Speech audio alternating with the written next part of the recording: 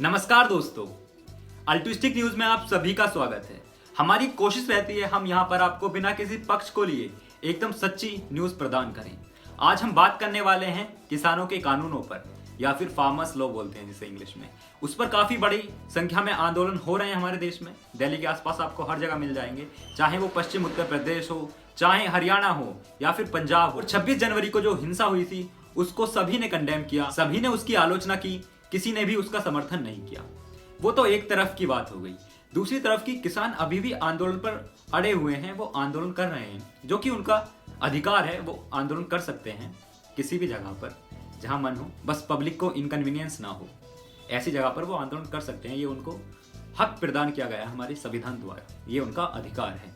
चलिए अब आते हैं फार्मर के लॉ पर। किसानों के कानून है क्या, उसमें क्या उनके डाउट्स हैं, मैं उस पर थोड़ा डिस्कस करने की कोशिश करूंगा इस वीडियो में। तो किसानों का आर्ग्यूमेंट है कि जो बड़े बड़े कॉरपोरेट्स आएंगे, जो बड़ी बड़ी कंपनियां आएंगी, वो किसानों को ठग लेंगी, वो उनसे पैसा ज्यादा ले लेंगी या फिर उससे उनका नुकसान होगा। तो चलिए इस आर्ग्यूमेंट को देखते हैं। जी हाँ, बिल्कुल, जब बड़ी बड़ी कंपनियां आती हैं तो उससे कंपटीशन बढ़ता है। वो कमजोर व्यक्ति को एक्सप्लॉइट भी कर सकती हैं। लेकिन क्या कोई ऐसा एग्जाम्पल है जहां पर ऐसा हुआ है? आप किसी भी देश में देख लीजिए, चाहे वो स्विट्जरलैंड हो, अमेरिका हो, कनाडा हो, ज्यादातर सभी कंट्रीज में किसान कॉरपोरेट्स के साथ बिजनेस करते हैं और सक्सेसफुली कर रहे हैं हर जगह। तो इसमें मुझे ऐसा तो नहीं लगता कि कंपनियां कुछ नुकसान करेंगी। और दूसरा उदाहरण दिया जाता है जियो का, कि जियो पहले आया और उसने फ्री में सब कुछ दिया और बाद में उसने सब चीज के प्राइस लेना शुरू कर दिया, जो कि आर्ग्यूमेंट एकदम सही है, इसमें कुछ गलत नहीं है। लेकिन क्या हम कंपैरिजन ऐसे करेंगे कि पहले उन्होंने फ्री में दिया और फिर कुछ पैसा लेना शुरू कर दिया? क्या इस तरह से कंपेयर करेंगे?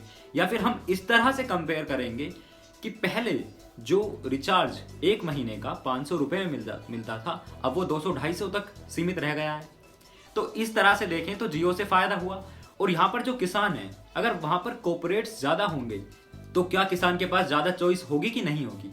ऑफकोर्स होगी, ज्यादा चॉइस होगी। किसान अपनी मर्जी से किसी भी कंपनी को बेच सकता है। अगर वहां पर भी उसको पसंद ना आए तो वो मंडी में बेच सकता है। अगर वहां भी सही ना लगे तो वो एमएसपी पर बेच सकता है, जहां भी गवर्नमेंट बताएगी।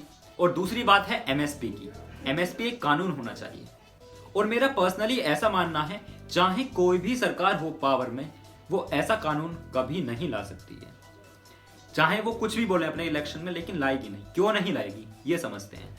एमएसपी अगर सरकार ले आती है तो सरकार को एक मिनिमम सपोर्ट प्राइस किसानों को देना पड़ेगा। उसके देने से एक तो इंटरनेशनली सरकार की बुराई होगी, सरकार को आलोचना का सामना करना पड़ेगा। जो बड़े बड़े देश हैं जैसे अमेरिका है, कनाडा है, ये सभी देश हैं, ये ऑलरेडी सरकार की आलोचना करते हैं कि आप अपने किसानों को एमएसपी क्यों देते हो, ये फेयर कंपटीशन नहीं। ऐसी आलोचना की जाती है सरकार की अभी भी इन देशों द्वारा। WTO तक करता है सरकार की आलोचना। और दूसरा सबसे बड़ी बात, जिससे सरकार को सबसे ज्यादा घाटा होगा ऐसा करने से जो आम आदमी है, जो टैक्स देता है, जो मिडिल क्लास आदमी है, उसको सब्जी थोड़ी महंगी खरीदनी पड़ेगी। क्योंकि अगर किसान से महंगी खरीदी जाएगी तो उसको महंगी खरीदनी पड़ेगी। ऑलरेडी अगर वो नीचे से महंगी होगी तो ऊपर आते आते वो और भी ज्यादा महंगी हो जाएगी। तो इस वजह से भी सरकार नहीं करेगी। अब आर्ग्यूमेंट ये आता है कि किसान तो इतने सस्ते में बेचते हैं, वो महंगी कैसे हो जाती है इतनी ग्राहक तक पहुंचते हुए? इसीलिए तो ये कानून आए, ताकि ऐसा ना हो। जो बिचौलिए हैं वो हट जाएं, सीधा किसान से डायरेक्ट ग्राहक के पास आ जाए, या फिर सीधा किसान से डायरेक्ट कंपनी के पास आ जाए। इसीलिए ये कानून आए हैं, ऐसा मेरा मानना है। ऐसा मुझे लगा कानून पढ़ने के बाद। जो भी किसानों ने संभावनाएं जताई हैं, मोस्टली नेगेटिव हैं, उसको भी नकारा नहीं जा सकता है। उनकी बातें भी सही हैं, लेकिन दूसरी तरह से देखें तो इसमें उतनी कुछ बुराई भी नहीं है। और एक बात आती है, मंडियां बंद हो जाएंगी। चलो मान लिया, मंडियां कैसे बंद हो जाएंगी ये तो बताए कोई? जब किसान 4 साल आगे का सोचकर ये सब बता सकता है, आंदोलन पर आ गया है किसान, तो क्या किसान इतना समझदार नहीं है कि वो अपनी सब्जी मंडी में ही बेचे अगर उसको लगता है मंडी से ज्यादा फायदा होगा?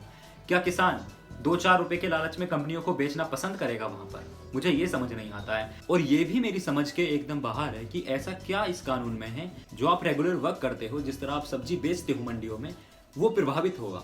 जैसे आप रेगुलरली बेच रहे हो, जैसे आप बेचते आ रहे थे, अगर आप वैसे ही बेचो तो कोई नहीं रोक सकता है आपको। सब कुछ आपके हाथ में ही है। और मुझे लगता है सरकार ने इसमें कुछ ऑप्शंस दिए हैं जो आपके पास पहले ऑप्शंस थे उनको कम नहीं किया गया है। ये तो मैं ऐसा पहली बार देख रहा हूँ कि लोग ऑप्शन नहीं लेना चाह रहे हैं। अब चाहे वो गवर्नमेंट स्कूल्स हों, चाहे वो ट्रांसपोर्ट हो, जहां भी प्राइवेट सेक्टर आया है वहां कंपटीशन बढ़ा है और ग्राहक को फायदा हुआ है।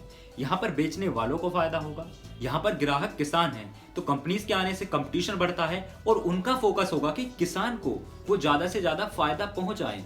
क्योंकि अगर एक कंपनी 10 रुपए में लेगी और दूसरी कंपनी 50 रुपए में लेगी तो किसान 50 वाली को बेचेगा ना। तो इस तरह कंपनीज भी चाहेंगी कि वो किसान से सही फसल लें, जिसकी फसल अच्छी उसकी कीमत ज्यादा। ऐसा मेरा मानना है। मुझे लगता है इन तीनों कानूनों के आने से किसानों का फायदा होगा, क्योंकि जो पहले ऑप्शंस थे वो तो रहेंगे, वो तो बंद नहीं हुए ना। अगर वो बंद होते तो मैं मानता, वो बंद नहीं हुए हैं, वो ऑप्शन तो अभी भी हैं। लेकिन जो नए कानून आए हैं इनसे कुछ ऑप्शंस और मिलेंगे।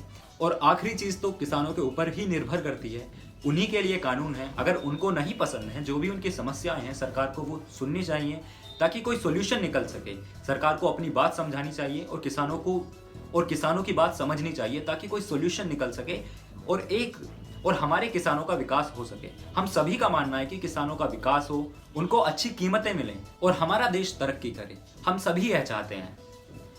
अब देखते हैं आगे क्या होगा। अभी भी आंदोलन चला हुआ है, सरकार भी बात कर रही है, किसान भी बात कर रहे हैं और बातचीत चली हुई है। दोनों को एक दूसरे की समस्याएं सुननी चाहिए और ये हम सभी को पता है किसानों की हालत ज्यादा अच्छी नहीं है और उसको सुधारने की जरूरत है।